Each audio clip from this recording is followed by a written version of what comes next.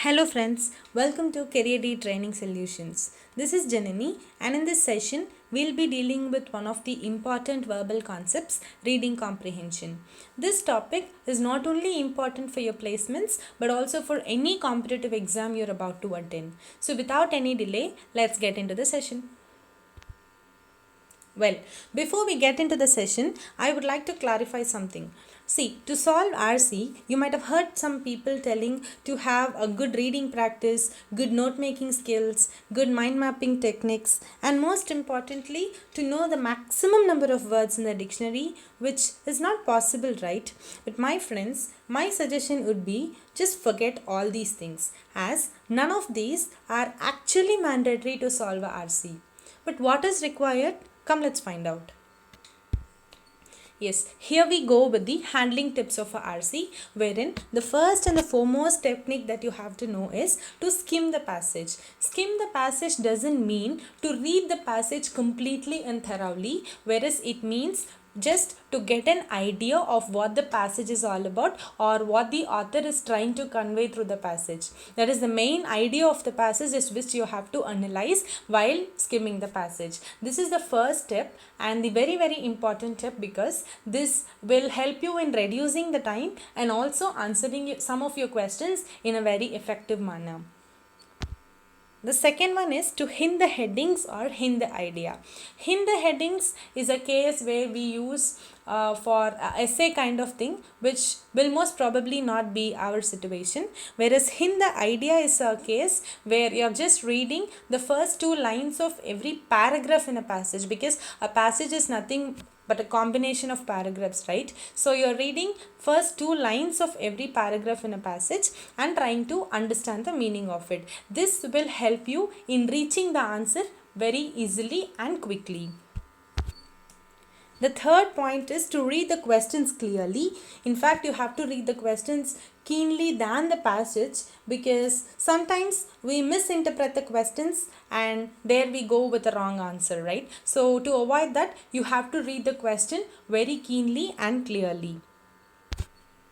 And this is the last tip in handling RC, which is to rule out the option, which means you are eliminating each option in a question by giving it a reason. Let's say, for example, you have a question with four options, namely A, B, C and D. Now the way you have to solve a RC is this. You are giving a reason that option A is not my answer because it is totally irrelevant to the question asked. Option B is not my answer because it is not explicitly mentioned in the passage. So I have ruled out option A and B now. But option C is more likely to be my answer. So I am holding on with that. Now option D is again totally irrelevant to it. So I have ruled out that. So having ruled out option A, B and D, the only option I am left out with is option C, which will obviously be my right answer. So this is how you have to rule out option, and this will help you in answering your question effectively. And when you follow this, undoubtedly your answer is going to be right. So these are the tips of solving a RC. Now the questions often asked are, the first one is a direct question for which the answer is explicitly mentioned in the passage. Just by skimming the passage, you can get the answer of it. The second one is indirect questions or ideas, where you're asked about your opinion or what do you think is the author's idea of the passage, for which you can, select an answer or pick an answer by ruling out the options. Third one is again title of a passage, which also works out with the ruling out method. Fourth one is an important one, tone of a passage, which we'll be discussing in detail in the session. Theme or main idea of the passage is something that is very commonly asked in every passage, for which you're going to you're going to get the answer just by skimming and hinting the ideas. When you put your first and second step together, you will obviously get the right answer for this. These are the basic questions that are asked in RC, but in a very rare case, you will be asked a vocabulary kind of question where you will be given a word that is used in the passage and will be asked to find out the meaning of it. Just by reading the sentence in which the word is used, you will be getting the answer for this question. So these are the maximum questions or maximum models of questions that can be asked in a RC. Here we go with the tones of a passage. As I told you, we'll be discussing in detail about the tones of a passage. Before I start, I would like to tell something. See, reading comprehension need not be passage oriented always. It can also be poem oriented, for which tones of a passage and tones of a poem differs. We'll break down it and learn it one by one. The first one is acerbic, where it is a situation where the author or narrator is disagreeing a certain issue in a very harsh manner. Let's say a speaker who is criticizing the opponent in a very harsh way is a very good example for acerbic. But if the disagreement happens in a very ironical manner, then that becomes your second tone, that is sarcastic. The third one is dogmatic tone, which is a very rarely used tone by present authors. They use myths to prove, that is, it is an expression of thoughts with myths or unproven truths to prove a statement. A good example may be talking about the existence of supernatural powers is a very good example of a dogmatic tone that is used in a passage. Then comes your nostalgic, which is a very common word that is used by most of us. So this means a situation where the author gets very emotional in thinking about the sweet memories of the past. So this becomes your fourth tone of a passage. Then is informative, which is a very generic term that describes the tone of a passage. Critical is a review about something. One good example for being having a critical tone in a passage is the movie reviews that doesn't actually reveal the story but just tell you the pros and cons of the film, right? So that is critical. Then comes your analytical, which is usually data oriented.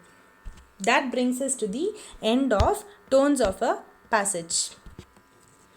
Yeah, I left one, that is provocative, which provocative is a tone used in a passage where the author is trying to impart his or her thoughts and emotions in the reader's mind in a very exciting way. That brings us to the end of tones of a passage.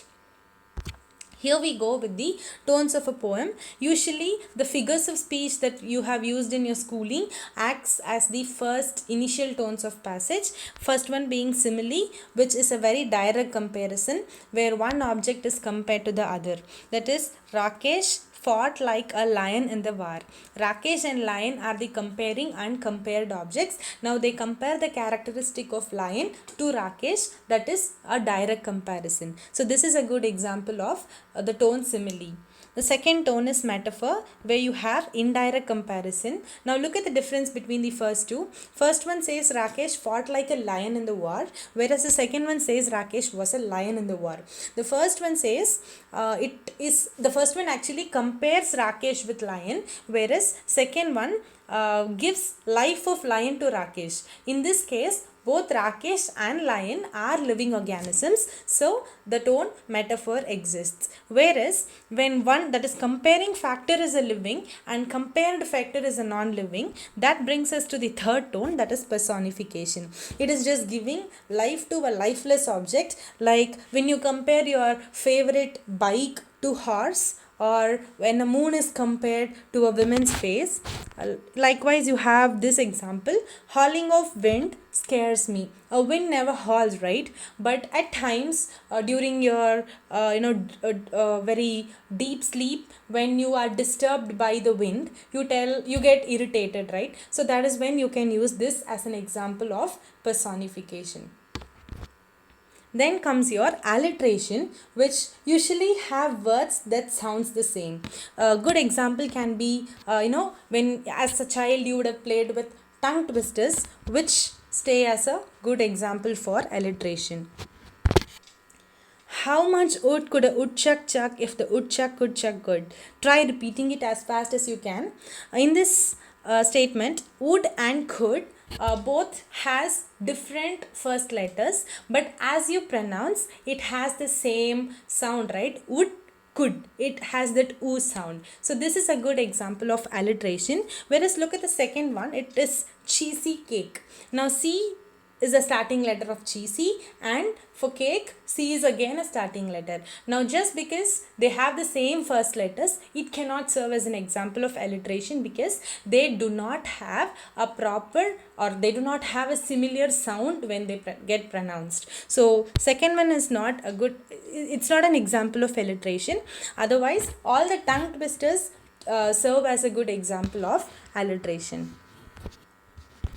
Next tone is your oxymoron, which contradicts itself in the second word. That is, an oxymoron is usually a two word which which are antonyms to each other. Now look at the examples. The first one is an open secret. See, when something is secret, it has to be hidden. It cannot be open. If it is open, it is no more a secret. But we often use these terms, right? Open secret, future history, all these. See, history is something that has happened in the past, and future is something that's yet to happen. Now all these contradicts each other. So these type of examples serve as oxymoron. Then is sarcastic. As I told you in the tones of passage, this is a tone that where you mention your thoughts about a person or about something in a very ironical way. Like when someone puts too much of perfume, you ask them, nice perfume, have you marinated it? So marinating is completely getting dipped into something, right? So using these type of terms can be served as a good example of being sarcastic. Then a solemn is a very dignified version. Enthusiastic, gloomy, in fact solemn, all these defines the mood of a poet when the poet is writing the poem. That brings us to the end of the session. If you have liked, please do like, comment and share the video to your friends. If you have any doubts, please mention in the comments below. Thank you for watching. Stay connected with Career Retraining Solutions.